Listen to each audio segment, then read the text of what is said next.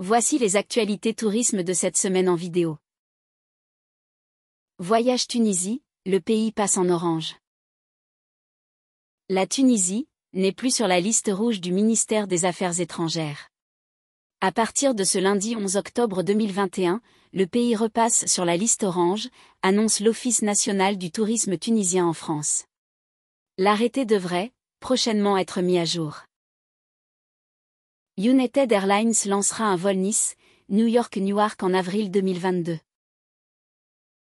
United Airlines a annoncé l'expansion de son réseau transatlantique, qui comprend 10 nouvelles liaisons et 5 nouvelles destinations.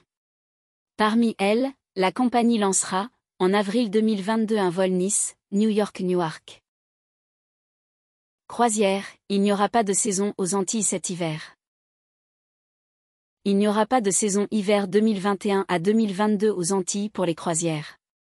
La décision est tombée lundi 12 octobre 2021, à l'issue d'une réunion, qui rassemblait toutes les parties. Occitanie, pourquoi vouloir toujours aller chercher des clientèles lointaines? Il est l'un des francs-tireurs du tourisme institutionnel, de la catégorie de ceux qui sont bien souvent, en frontal avec les décisions gouvernementales ou le laxisme de la profession. En cette rentrée, Jean Pinard, le directeur du comité régional Occitanie est remonté. Hausse des salaires, 13e mois, que propose l'UMIH pour la restauration. Hausse des salaires, 13e mois, un week-end de repos par mois.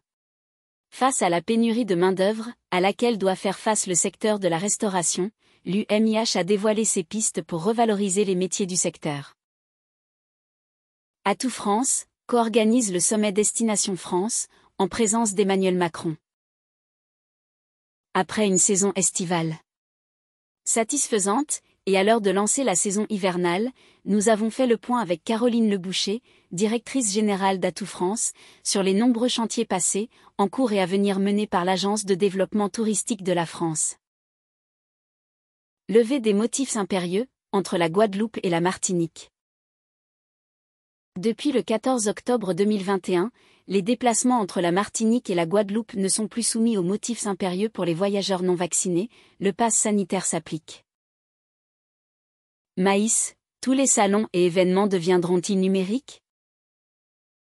En début de semaine, Paul Arsenault est venu rappeler que les acteurs du tourisme devaient arrêter de se flageller. Un conseil que François Bitouzet, le PDG de Publicis Live, a bien écouté. Retrouvez tous nos articles de la semaine sur tourmag.com. Vous pouvez aussi retrouver les actualités de la journée sur notre podcast.